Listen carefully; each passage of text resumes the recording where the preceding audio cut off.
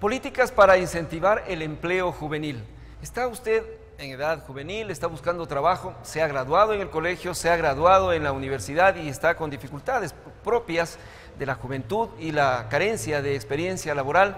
Bueno, ese es el tema que vamos a tratar hoy, a propósito de que el Gobierno Nacional el pasado 5 de enero lanzó un programa de Mi Primer Empleo y el empleo juvenil, con algunas expectativas que las queremos analizar desde la dirigencia estudiantil, también desde el sector productivo privado y por supuesto desde la academia. Este es el tema que les proponemos en este termómetro ciudadano, el número 43 ya en este nuevo año. Soy Ramón Bravo y a nombre de nuestros compañeros y compañeras de los medios legislativos les doy la bienvenida.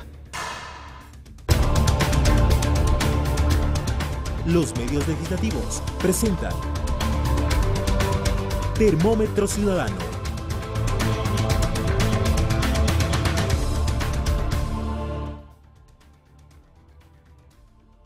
Muy bien, y para analizar el tema que hemos propuesto, les presentamos a nuestros invitados en esta jornada.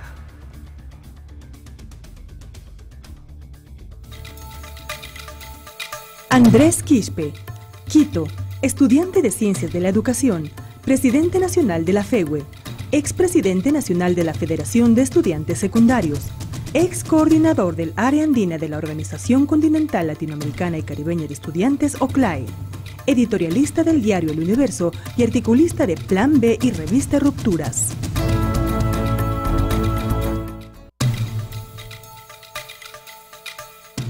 Óscar Eduardo Olano Pomar, Cali, psicólogo, magíster en desarrollo de talento humano, catedrático de la Universidad Andina, ex catedrático de las universidades San Francisco y UDLA, consultor independiente.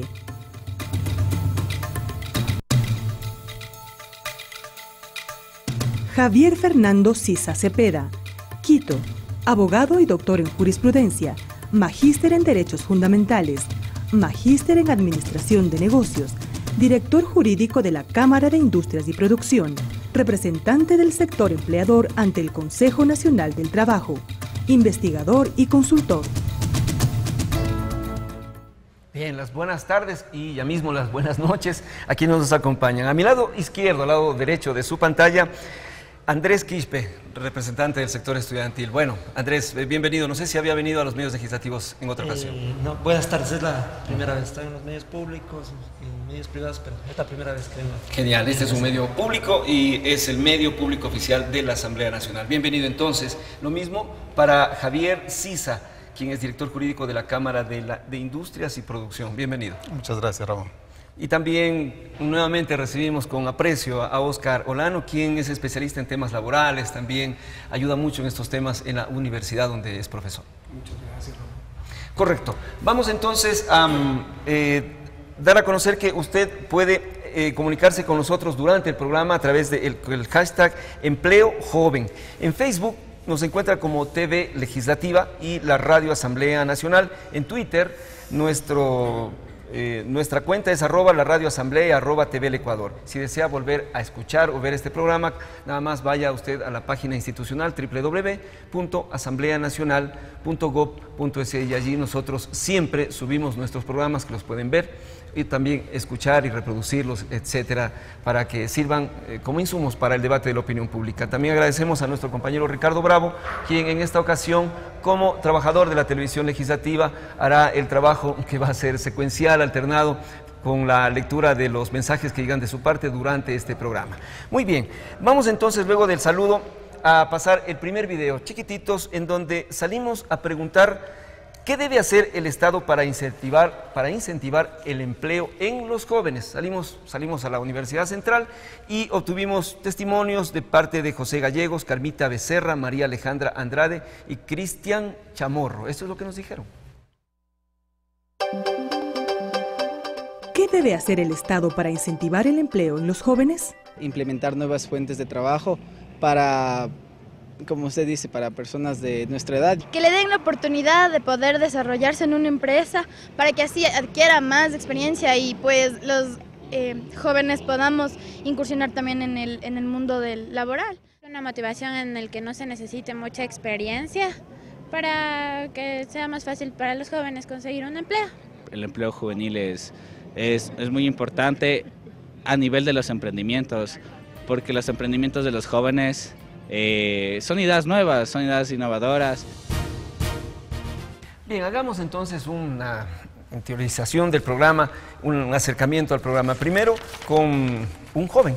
Salí a preguntar a jóvenes que estaban entre los 18, que uno se gradúa, y menos de 25 años. Y claro, y ese era el primer reclamo. Decían que no pidan tanta experiencia, que abran la posibilidad al sector público y privado sin tanta experiencia. Bueno, un primer acercamiento sobre esta necesidad de empleo al grupo que está en esta edad que les llamamos los jóvenes del Ecuador.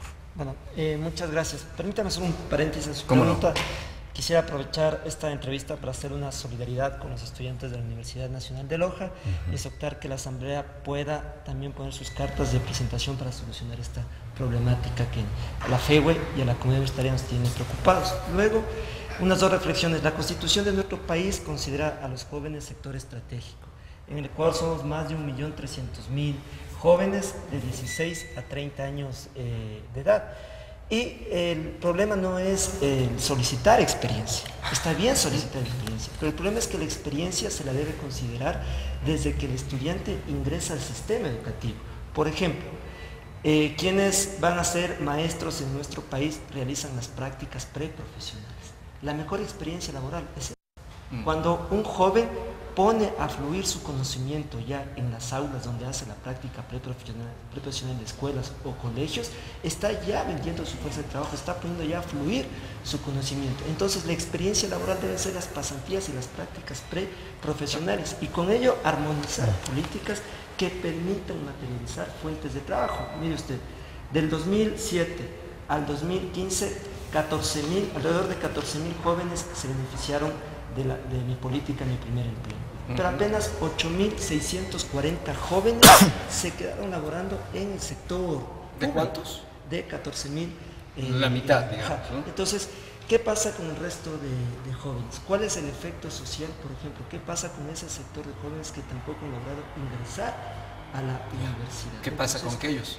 Yo creo que aquí debemos partir en que el actual gobierno tiene la obligación política, social y moral frente al país de cumplir con sus propuestas de campaña. Y quiero señalarlo. ¿Y qué tal si vamos ya mismo a las propuestas? Correcto. Porque efectivamente tenemos ya las que ha planteado, y lo dije al ingreso del programa, el pasado 5 de febrero, y otras más un poco antes, pero ya las vamos a desglosar. Para el sector productivo, por favor, Javier Sisa, ¿cómo se trata el asunto del empleo juvenil o en los jóvenes? ¿Qué requieren las empresas de los que primera vez van a trabajar o por segunda ocasión y están en esa edad, en la de poca experiencia? Sí, bueno, creo que hay que también partir que la necesidad en el país es generar políticas para dinamizar el empleo en general. Parte de esas políticas tienen que mirar a los sectores más necesitados, a los sectores priorizados, como en este caso se menciona es la población juvenil. De hecho, de los datos que estamos viendo, la mayor parte de desempleo está en ese sector y obviamente necesita políticas activas para mejorarlo. Pero de esto dentro de una noción general, cómo generar empleo para el país. Y ese empleo, consideramos como premisa general, nace generando empresas sustentables. Entonces, primero tenemos esas empresas sustentables, damos la posibilidad de que se desarrollen y ahí se van generando fuentes de empleo. En el caso de los jóvenes particularmente, tomando un poco lo que sucede a nivel internacional, la posición prioritaria es capacitación. Y la mayoría de legislaciones en los países hablan de capacitación permanente para una inserción laboral rápida. Y de hecho, ahora en el mundo que estamos viviendo y lo que nos va a tocar vivir, que se llama el futuro del trabajo, con esta revolución digital, con esta revolución de los conocimientos, cada vez es más necesario que se actualicen efectivamente los conocimientos de las personas para que puedan vincularse rápidamente a la actividad laboral. Hay una serie de necesidades que se van a ir generando, de hecho hay mucho escrito a nivel internacional de las nuevas opciones de trabajo, de las nuevas ocupaciones que se van a ir generando en este mundo digital. Y es precisamente con el conocimiento cómo se va a poder colocar a estas personas jóvenes, en muchos casos sin experiencia, aunque en la vida cada vez las generaciones nuevas son más digitales, claro, y van ganando esa experiencia de vida rápidamente y se puedan colocar. ¿Cómo los ven al momento en el sector productivo privado? ¿Cómo los ven al momento de contratar? Bueno, a nivel de contratación o la o el análisis para la contratación se hace precisamente la principal valoración con la educación y cómo ha sido su desempeño. Obviamente, la primera, que enfoca. Que esté de acuerdo a lo que se necesita, y por eso muchos países empiezan a optar a las políticas laborales relacionadas a las necesidades del sector productivo. Y en esto empiezan a abrirse esquemas como la formación dual, la formación técnica o la certificación de competencias, que son maneras en las cuales se va capacitando, esos tres mecanismos, se va certificando a las personas para que puedan acceder rápidamente al mercado laboral. Ya. Y así los ven al inicio, de entrada, o la cara firme que tiene que tener un aspirante en un trabajo. Vamos con Óscar Olano. Y hace un rato lo decíamos, Óscar, para un joven resulta, en poco tiempo, podría resultar altamente frustrante el hecho de estudiar, de ingresar a trabajar o de no encontrar trabajo. ¿Cómo lo mira usted desde la psicología? De hecho es una frustración que se presenta en los jóvenes cuando no encuentran trabajo. Yo lo viví en mi época, cuando recién egresé de la universidad, y se encuentra uno con una serie de barreras y en un círculo vicioso en donde tienes la formación pero no tienes la experiencia. Y se queda ahí durante un buen tiempo hasta que busca alguna alternativa, muchas veces mal remunerada y a veces hasta con maltrato, para poder adquirir la experiencia. Someterse al sistema, y eso de alguna manera es frustrante, no solamente desde el punto de vista de frustración normal, sino desde el punto de vista ya emocional. Puede llegar a ser... ¿Qué aconseja usted allí? Bueno, yo considero... Eso es un paso ineludible de todo ser humano. Es un paso ineludible y es indudable que los jóvenes tienen que entrar al proceso productivo o buscar la alternativa. Hay un problema ahí, y yo creo que sí es bueno mencionarlo, y es que estamos acostumbrados a que nos, entre comillas, den haciendo. En otras palabras, nos forma la universidad y ahora vamos a buscar trabajo. Pero yo concuerdo un poco con la perspectiva de formar personas para que generen su propio trabajo, para que desarrollen su propia empresa.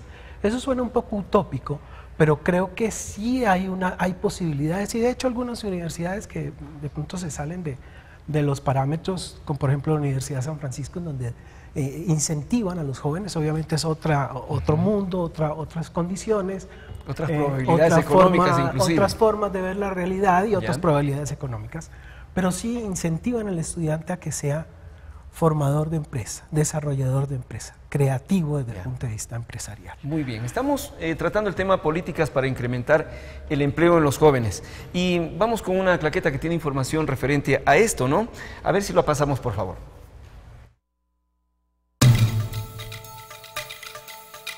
Iniciativas para incentivar el empleo en los jóvenes. Contrato juvenil. Promoverá que 60.000 jóvenes de 18 a 26 años hasta el 2021 accedan a un empleo y 250.000 empleadores reciban un incentivo tributario por la contratación de pasantes. Este insumo se centra en sectores de agricultura 24%, comercio 20%, manufactura 13% y construcción 9%, que aportarán con el 66% de empleo juvenil. Muy bien, estos datos los hemos tomado de la página del Ministerio de Trabajo, que efectivamente lanzó hace muy pocos días esta propuesta del contrato juvenil. ¿Cómo lo han visto ustedes? Bueno, es bastante... Y para quienes nos escuchan en la radio, por si acaso va a hablar Andrés Quispe, quien es presidente nacional de la FEWE. Es importante las medidas que se están adoptando para enfrentar este problema. Pero hablábamos del tema de la formación. Hoy hay varias opciones para titularse. Un estudiante puede generar un proyecto de investigación o un proyecto de emprendimiento. En la Facultad de Ciencias Administrativas, la mayoría de estudiantes presentan proyectos de emprendimiento para poder titularse, pero el problema es que luego esos proyectos se quedan embodegados porque no hay el recurso económico para materializarlos. Es ahí cumplir lo que se ha señalado, por ejemplo. 20.000 créditos preferenciales para jóvenes de hasta $15.000 al 2% de interés. Esa es una de las cosas que está en marcha acá en el, ¿cómo se llama? El banco, antes era Ban Ecuador. Ban Ecuador. Correcto.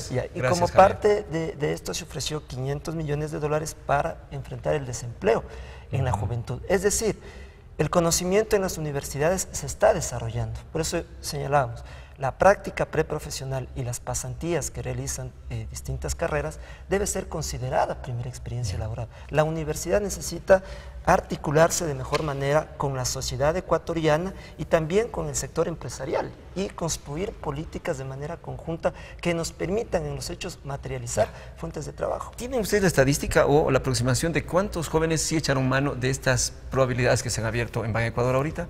Es una política, el año anterior tuve el gusto de estar en Ministro de Trabajo en la Universidad Central, donde hicimos un primer lanzamiento de estas políticas.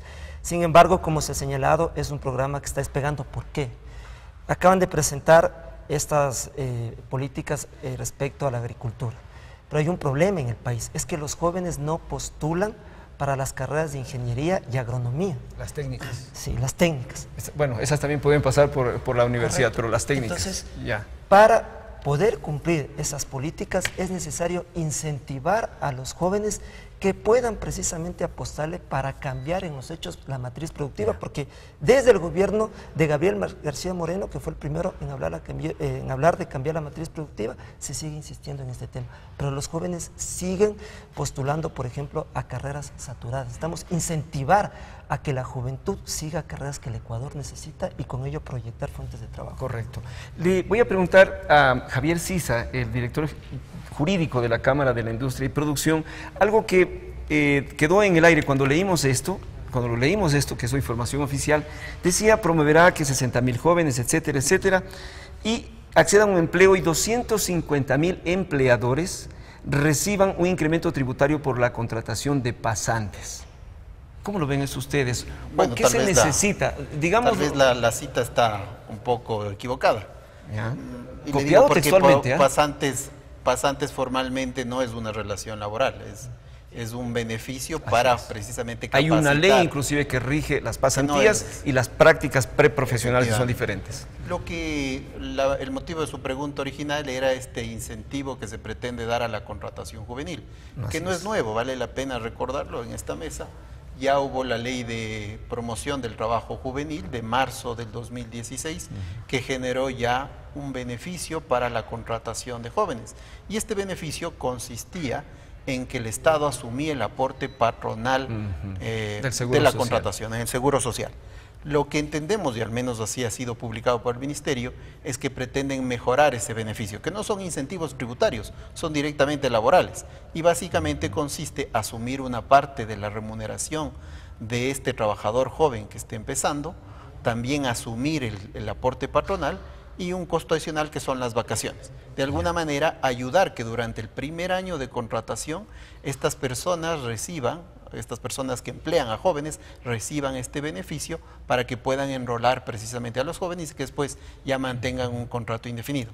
La medida es positiva, la medida original no ha resultado muy atractiva porque aquí tenemos que empezar a analizar algo que en el diálogo general deberíamos abrirlo francamente. ¿Cuáles son los costos de transacción? Y en esto el costo de transacción implica el costo inicial de contratación, cuánto es lo que usted tiene que desembolsar durante todo el periodo y cuánto también debería costarle la terminación de esa relación si es que no logra enganchar a esa persona en el puesto de trabajo, por varias circunstancias. Y aquí hay que decir, no se contrata para despedir, como lamentablemente muchos dicen, se contrata para que sirva para un servicio, para que ocupe una plaza, pero obviamente cuando usted contrata tiene que considerar todas las variables. ¿Por qué no funcionaba o por qué no funcionó? De acuerdo a los datos del propio Ministerio, solo 6.324 contratos juveniles se han firmado desde marzo del 2016 a octubre del 2017, lo cual denota que la medida no tuvo la acogida o el interés necesario. Y es precisamente por esto, porque al finalizar el año, como se terminaron los contratos a plazo, usted debería analizar el costo de terminación, y ese costo de terminación, siendo un contrato indefinido, termina siendo muy alto. Entonces, el beneficio que se pretendía lograr a través del incentivo se complicaba el momento que la relación no funcionaba y terminaba. Entonces, al compensar el beneficio con el costo de terminación, terminaba siendo desfavorable. Con este incremento de beneficios, muy probablemente hay un incentivo, hay una renovación y un interés mayor para acoger, porque ya estamos hablando de otros términos. En esta relación que ha presentado el Ministerio, comparten anualmente el costo entre el Estado y entre el particular. La preocupación, más allá del beneficio, es cuánto esto sea efectivo. Y aquí hay que decirlo, o sea, estamos viviendo en una situación económica muy compleja. Claro. Y de hecho, cuando salió el contrato juvenil, casi hasta finales del 2016, todavía no se lograba implementar el pago del aporte por parte del Estado. Claro. Y entonces, 6 meses, 8 meses que estaba vigente la norma y no se pudo implementar. Y eso también ni siquiera del Estado que era el interés, proponente. Las partes se olvidan de que existe ese beneficio y no se acoge. Ahora va a haber una carga mayor económica que va a asumir o pretende asumir el Estado. La preocupación es, ¿hay la liquidez para poder asumir eso? Y más la liquidez, la oportunidad también que mensualmente se vayan haciendo esos desembolsos. El incremento del salario básico unificado. Entonces, pues, la figura es interesante, es positiva, puede mejorar las condiciones del contrato juvenil o el interés para contratar jóvenes. Hay que ver ya en la aplicación si es que hay los recursos para que esto funcione. Hagamos una reflexión más, Óscar Olano, desde esta parte. Mire usted como si hay coincidencias efectivas, ¿no?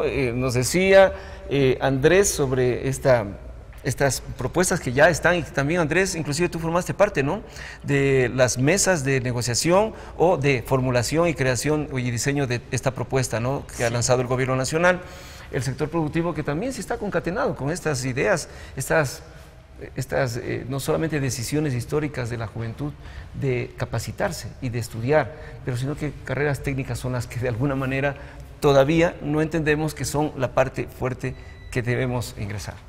Sí, definitivamente yo creo que la formación técnica es esencial, es básica.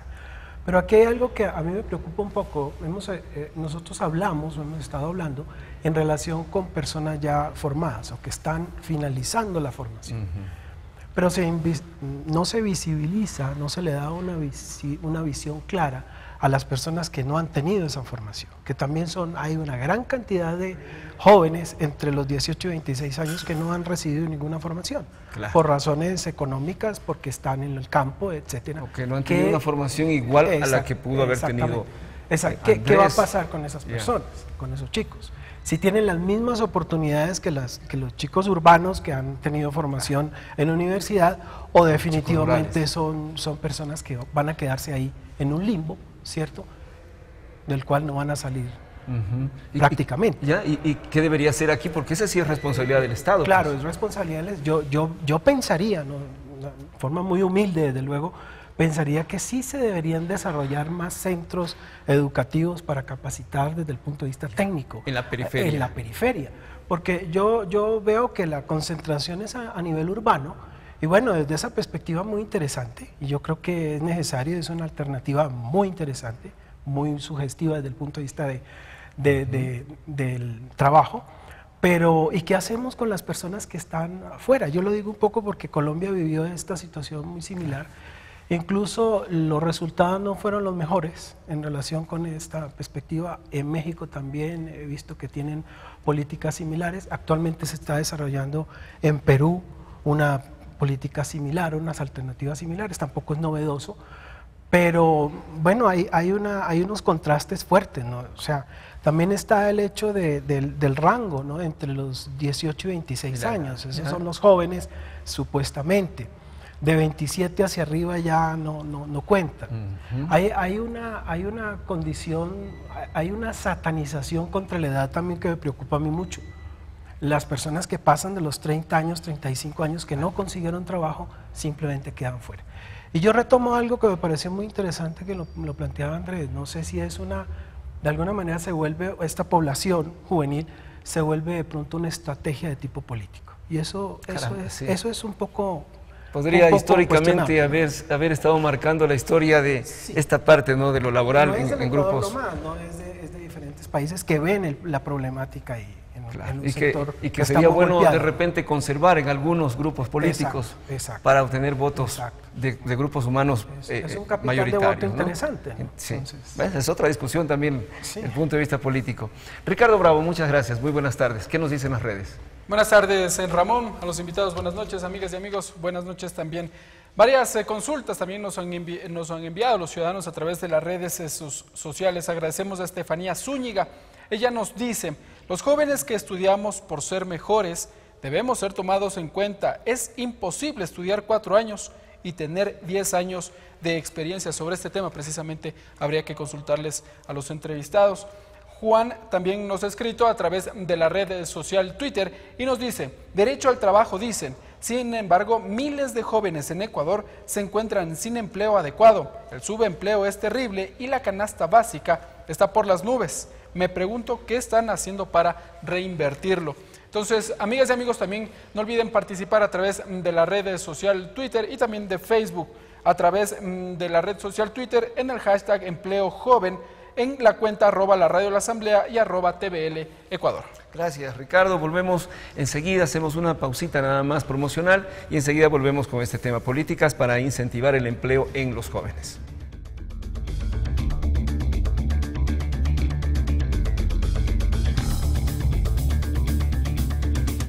Termómetro Ciudadano regresa después de la pausa promocional.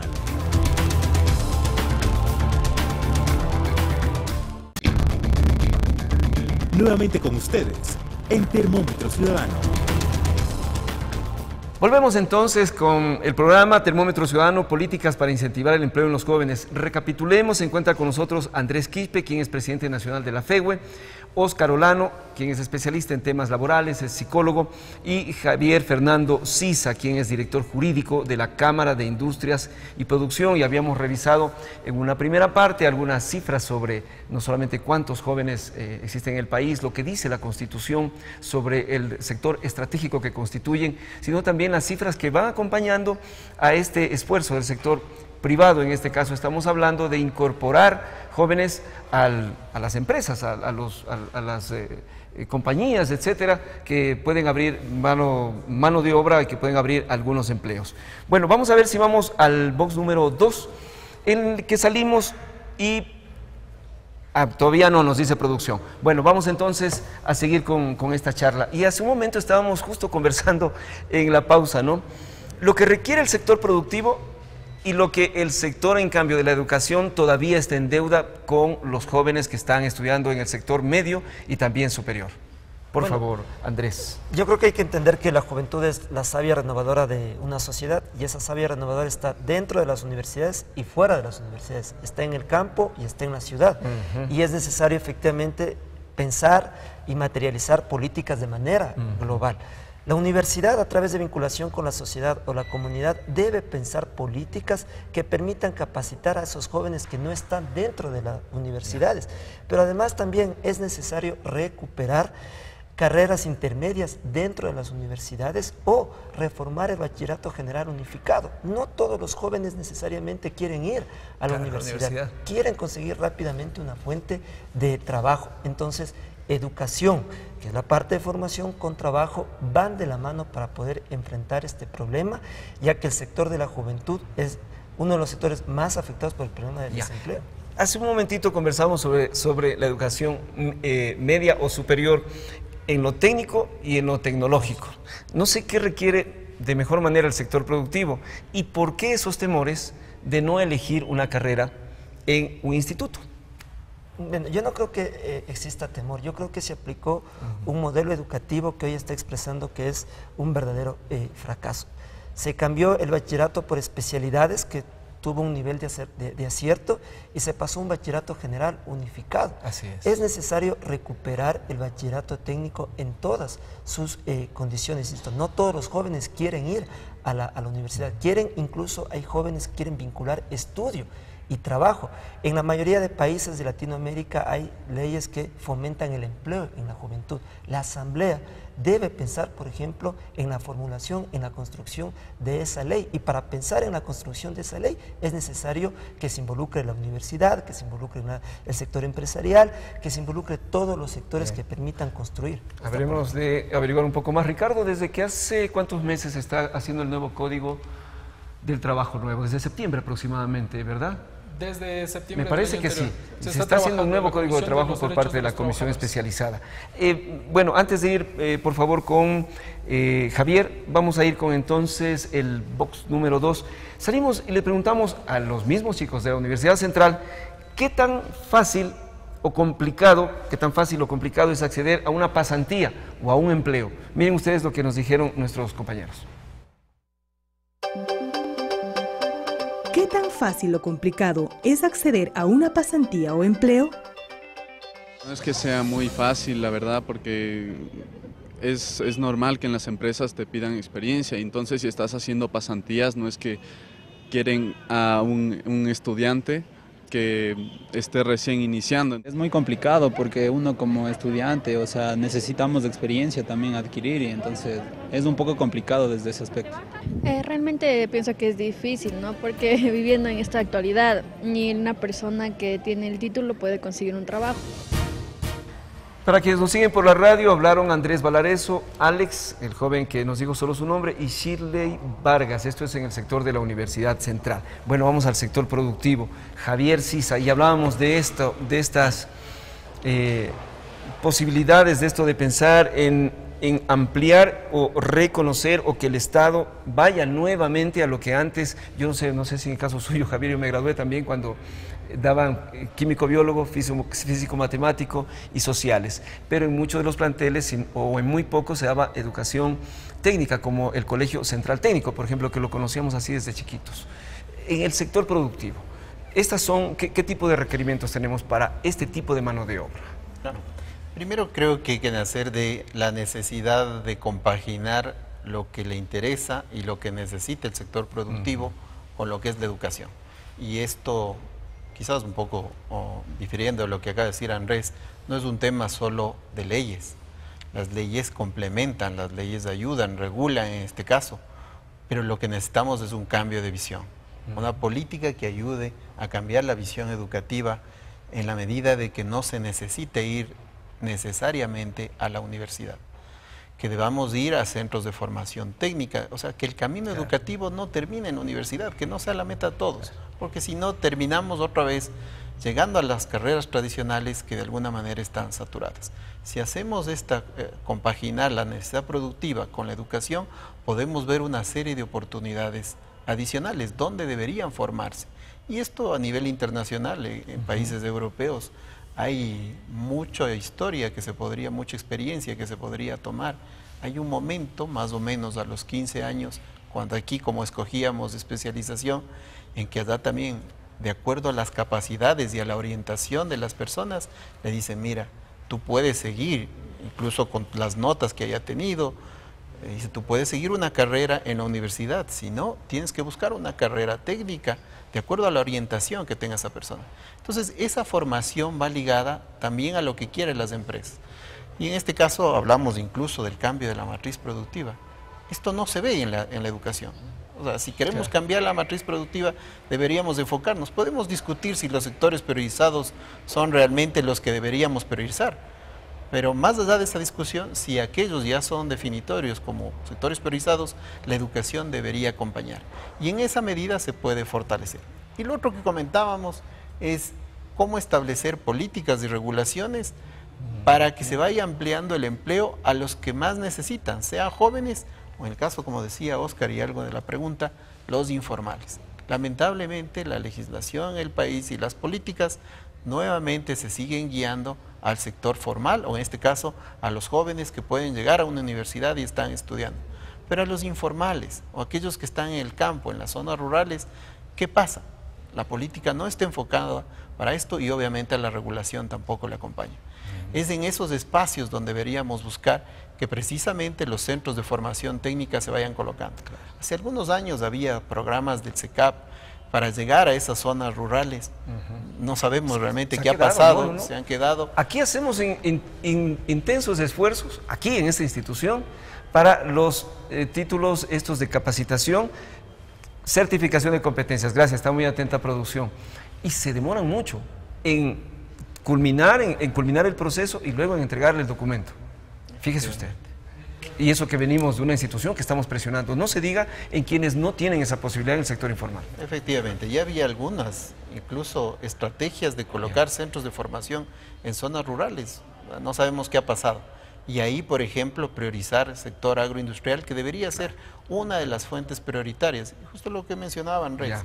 en el empleo juvenil ahí también hay que tratar la migración del campo a la ciudad y hay una problemática social que también podría ayudar a resolver el momento que se ponga capacitación en esas zonas. Muy bien, para ir con Oscar vamos a leer una nueva información también que la hemos tomado de la página oficial del Ministerio de Trabajo. Adelante.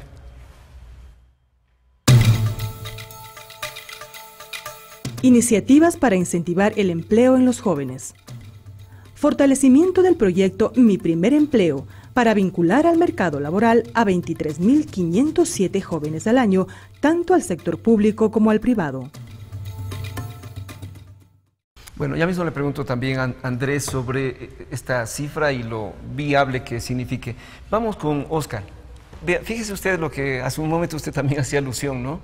La periferia, dicho así hasta de manera, creo que la palabra está mal utilizada inclusive, casi resulta despectiva la palabra, peyorativa, es donde más se debe meter entusiasmo, ñeque, política pública.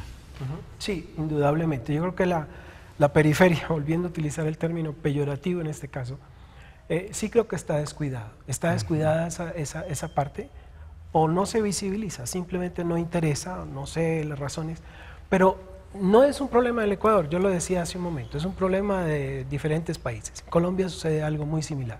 Entonces son los centros urbanos en donde se hace lo posible por desarrollar empleo a los jóvenes y a las personas que están saliendo, egresando de la universidad, etc. Pero las zonas rurales se quedan totalmente invisibles. Ahora, pero ahí hay otro aspecto que a mí me gustaría topar en relación con este tema. Y es el asunto de la doctoritis. Ahí yo diría que es casi una enfermedad psicológica la doctoritis. Si no tenemos un título de doctor, entonces no somos nada. Y eso implica una serie de valoraciones y prejuicios que se han dado desde la misma casa. Entonces, la persona que eventualmente en un momento dado quisiera desarrollar una carrera técnica es satanizada desde la misma casa. Entonces eso también habría que verlo, entonces habría que hacer casi un proceso de resocialización para cambiar un poquito este modelo, ¿cierto?, mental que hay ahí, que sí me parece complicado. Yo lo veo a diario con los estudiantes universitarios y me dicen, profe, pero es que si uno no tiene un título de doctor no es nada. Y yo esa cuestión le genero cierto tipo de cuestionamientos, porque me preocupa mucho que estas personas asuman esos roles, y muchas veces lo hacen por cumplir el requerimiento de los padres más que por sus propios intereses. Y no solo es aquí, Oscar, no solo es aquí. Pero eso lo estoy viendo yo a diario. Ajá. O sea, estoy cumpliéndole a usted, profe, porque definitivamente esto es parte de lo que nos exige la familia, y yo tengo que sacar un título a como de lugar. Y después salen con el título y se enfrentan a la realidad laboral y se dan cuenta que el título de pronto no les sirvió como pensaron como pensaba que iba a servir. Muy bien. Entonces, no sé si tenemos alguna otra información en Twitter o proseguimos, Ricardo Bravo. Sí, vamos, entre adelante, Ricardo Bravo. Tenemos información y bastante información, Ramón. Amigas y amigos, a través de las redes sociales, Oscar Jiménez nos escribe a través de la red social Twitter y nos dice: se deben considerar también a quienes nos estamos formando en el exterior con posgrados, muchos de nosotros con préstamos de estudio y que al retornar a nuestro país no tenemos inserción laboral inmediata. El apoyo por parte del gobierno se debe evidenciar con buenas noticias. Me parece que esta también puede ser una pregunta interesante para plantearles a los entrevistados. También Cris nos escribe a través de la red social Twitter y nos dice: fuentes de empleo para los profesionales de tercer nivel jóvenes que nos han negado una oportunidad para poner en práctica todo lo que han adquirido, por favor. También Carlos Olivo nos escribe: me parece una propuesta interesante, lo malo que nosotros subsidiamos eso para que empresas privadas se animen a contratar a estos jóvenes. Es la información que se registra a través de nuestras redes sociales. No olviden participar a través de la red social Twitter con el hashtag Empleo Joven. Seguimos con más información, Ramón. Bueno, ahí están prácticamente reiterando lo que hasta hace poco estábamos hablando acá. Quisiera preguntarle a Andrés si esta cifra de los 23.000 al año ¿es real? ¿Es posible? O sea, es posible cumplirlo. Sí. Yo creo es la propuesta del Ministerio de Trabajo. Yo creo que sí, es que se ve de manera global que el desempleo en la juventud es una cuestión económica, social, educativa, es posible materializarlo. Insisto, el tema de la experiencia laboral que nos solicitan a los jóvenes debe ser considerada desde cuando estamos formando. Cuando un joven hace pasantías, esto le compete al Ministerio de Trabajo, debe ser considerada experiencia laboral. Cuando un joven hace práctica preprofesional, esto le compete al Consejo de Educación Superior y al Ministerio de Educación, debe ser considerada experiencia laboral. ¿Cómo la universidad, a través de vinculación con la colectividad o sociedad, capacita a esos jóvenes que no tienen fuentes de trabajo para generar empresas mixtas de producción? ¿Cómo se hace con los jóvenes que están en el campo para que vinculación llegue a esos sectores? Insisto, ¿cómo se fomenta? Y correcto, no se sataniza la educación técnica. Aquí en el país se puso por encima la denominada meritocracia que fue utilizada desde Mussolini.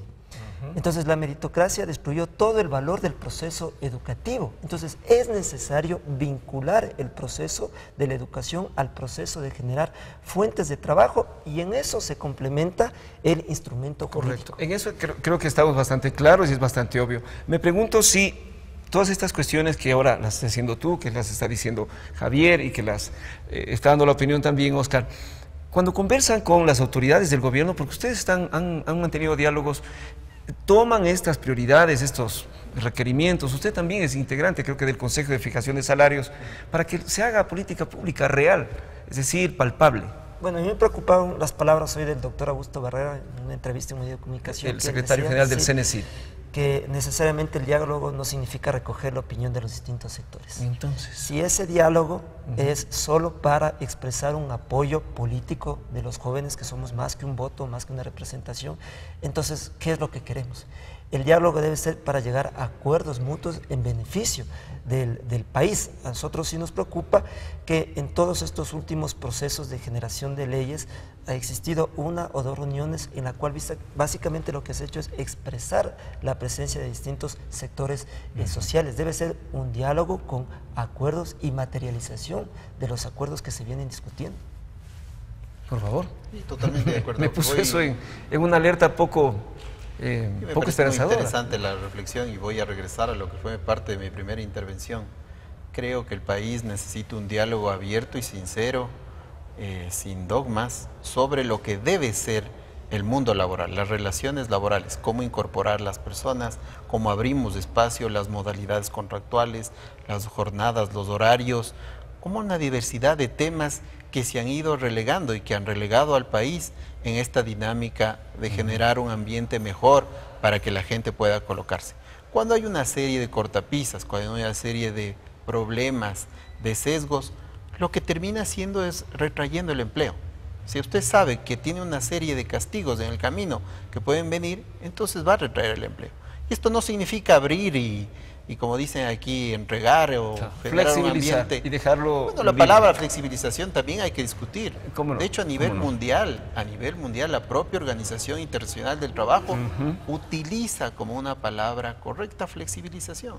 Y esto es dinamizar, generar oportunidades, mirar qué está pasando en una realidad para que la legislación acompañe esa realidad. Bueno, pero tenemos legislación sobre eso, Javier, tenemos la jornada reducida, la prolongada, tenemos el trabajo por horas, tenemos mucho más. Y hay una variedad de posibilidades. Y en esta realidad de lo que venimos hablando a nivel social, inclusive, y lo dije en la primera intervención, hay profesiones o hay actividades que se pueden realizar que inclusive ya a nivel mundial no requieren una formación universitaria o no requieren una formación técnica.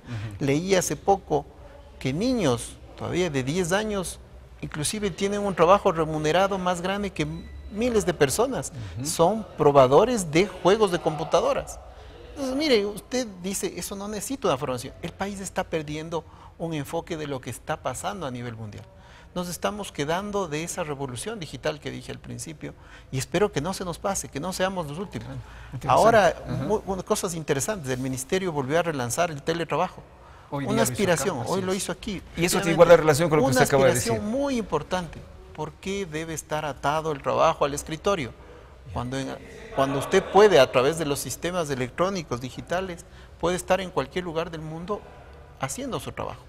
¿Por qué tenemos que encasillarnos todavía en las propias reglas de un código del año 38 que establece una rigidez de procedimientos, una rigidez de normas, que incluso a nivel, el Código de Trabajo con su serie de reformas ha ido ha ido tratando de adecuarse en unas cosas positivas, otras negativamente, pero en el fondo hay tanta dinámica en las relaciones laborales que ese código no cubre.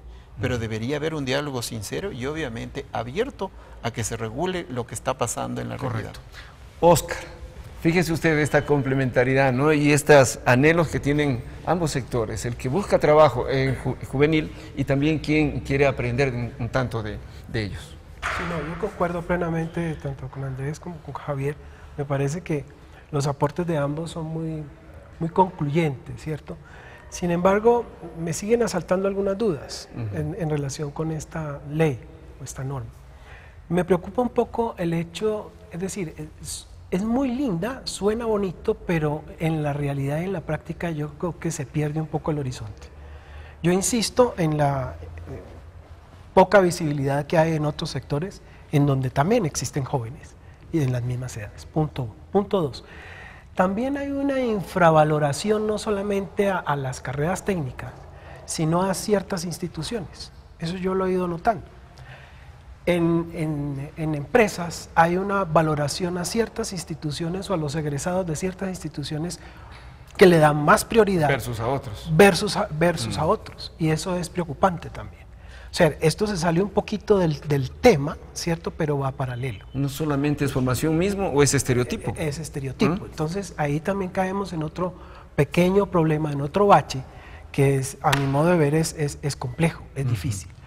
Entonces, hay ciertas universidades de élite que tienen una mayor prelación, una mayor opción, incluso una mejor formación académica, lo mismo que colegios que vienen con, digamos, que tienen un prestigio, no hablemos de élite, que tienen un prestigio y que tienen una formación académica muy solvente y que evidentemente el estudiante o los padres del estudiante pagan por ello. Ya, estábamos trabajando como Estado en esta, si se quiere, estandarización de servicios de educación. En relación con otras instituciones académicas y eso genera problemas laborales, evidentemente. Y problemas históricos. Y bueno, se repite, ¿no? Se repite, por supuesto. Muy bien, vamos a ir ya casi al cierre del programa para unas reflexiones finales, pero tenemos una parte más de la propuesta del Ministerio de Trabajo de Ecuador sobre que se llama Mi Primer Empleo. Esto es lo que también está publicado en la página oficial.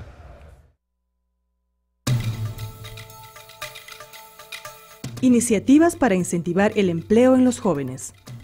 Creación de nuevas modalidades contractuales que priorizan el impacto social, no migración de contratos ni precarización, impacto productivo, beneficio para el empleador, incremento salarial y actividades extraordinarias dentro del giro ordinario de un negocio. Muy bien, bueno, sobre esta parte que ya hemos hablado y en algunas sitios de esta literatura encontramos todavía los vacíos, que buscaremos explicarlos con las autoridades técnicamente cómo se va a implementar esto, ¿no? Creación de nuevas modalidades contractuales que prioricen el impacto social, lo que ya habíamos hablado ya, no migración de contratos ni precarización, que lo hemos hablado, el impacto productivo, el beneficio para el empleador, el incremento salarial de actividades extraordinarias dentro del giro ordinario de un negocio. Esta última parte está bastante larga y no la entendemos todavía muy bien. Ricardo, ¿qué dice la ciudadanía?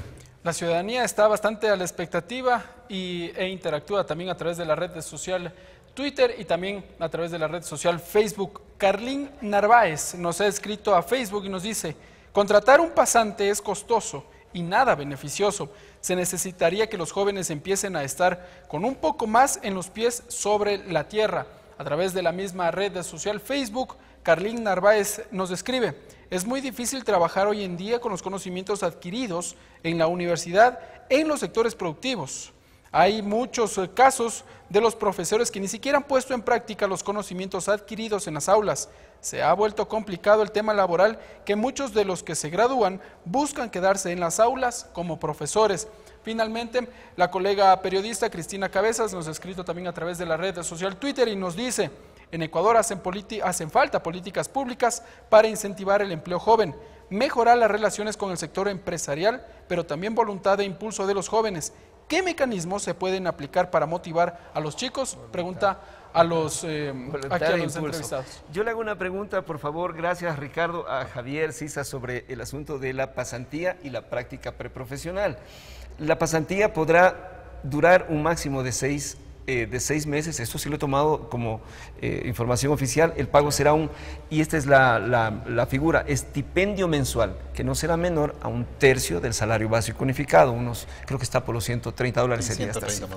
¿Esto están haciendo o no con prioridad ustedes los empresarios, bueno, los empleadores? El tema de las pasantías tampoco es nuevo, no es de este año, no es ni siquiera del 2016, la ley de la pasantía es de los años 97, entonces ya tenemos eso de larga data y se ha ido utilizando en diferente medida.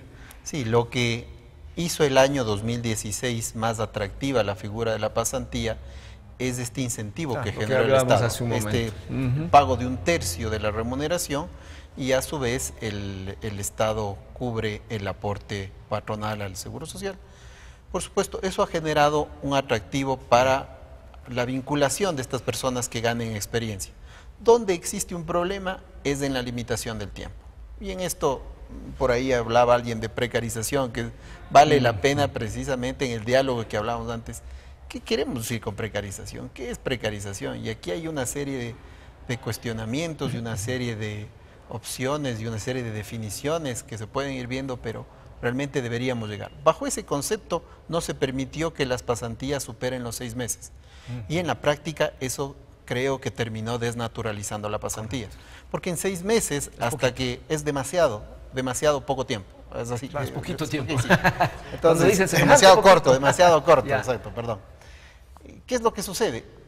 Al empezar recién a colocarse, a conocer los procedimientos, entonces ya termina. Ya le dicen chao. Dicen chao. Claro. Y además, diariamente tiene usted 5 o 6 horas máximo que puede dar de pasantía. En algunos casos, solo en desplazamientos dentro de la ciudad, ese tiempo termina. Entonces, terminaba siendo tan reducido, y bajo este concepto malentendido. Porque usted dice que hay que discutir mejor el concepto de precarización.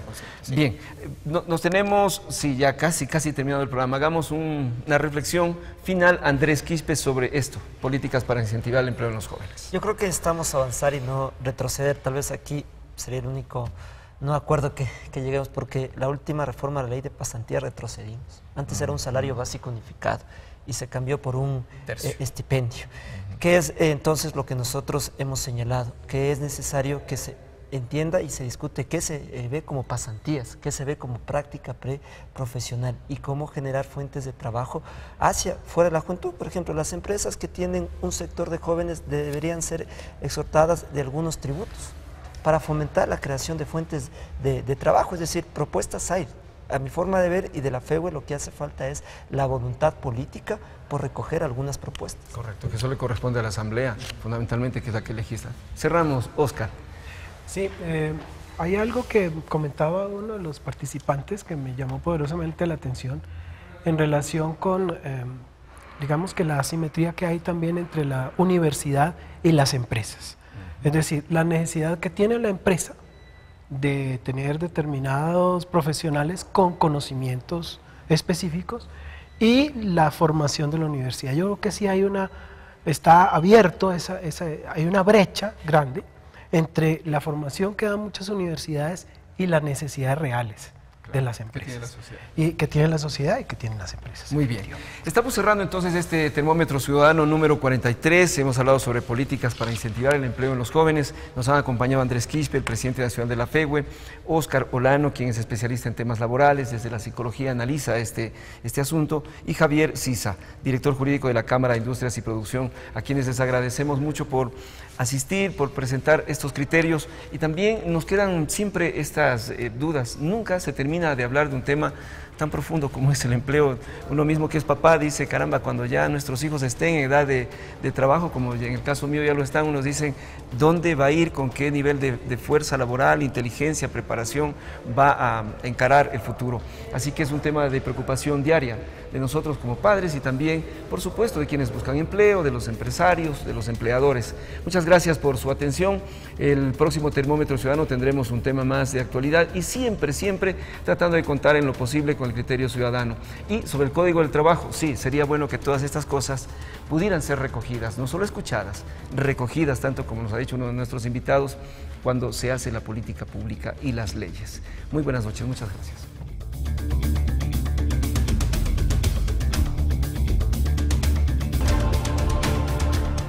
Los medios legislativos presentaron